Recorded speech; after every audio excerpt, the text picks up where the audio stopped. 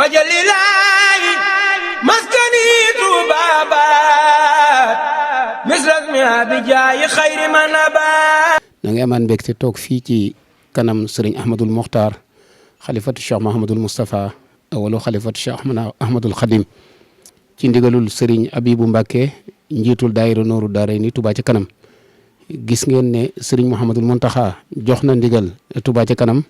ngir waajtaayu màggalu Touba gi ñu mën a taxaw ci mbeddi Touba yi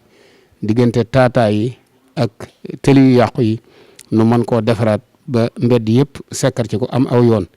tokkër bi nga xamante ne bii mbedd moomu dafa sakkoon naka jekk mu ne nañ fexe ba xëttale assainissement bi ba fu ne mu mën faa àgg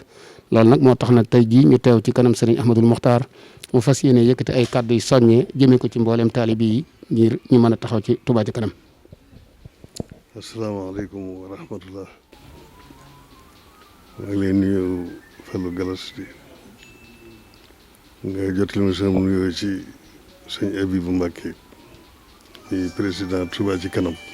li wax ne Touba ci kanam soxal na ma soxal na it yaakaar naa murid yëpp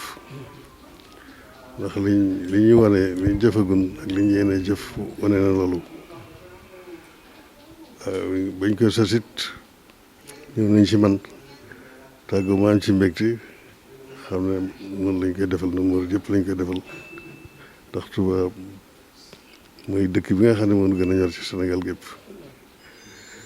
kon nag maa ngi soññi taalibe yi di soññi bokk yi ñu gën cee jàppaat te lépp lu waaye man mu def ko ci te xam ne sëñ Touba nga koy defal ndax sëñ Touba mooy sëñ Touba foofu la gën a fonk ci dëkk yi moo ko sanc ngir jaamu yàlla ak liggéey lu tax léegi bu toll nii mu toll te biñ ko sancee ak léegi loolu moo tax mu toll nii mu toll kon noonu ñi fi dëkk ci biir lu ko defar seetal ko di daal yi fi daal yëpp mu gën cee góorgóorlu Touba ci kanam ci leer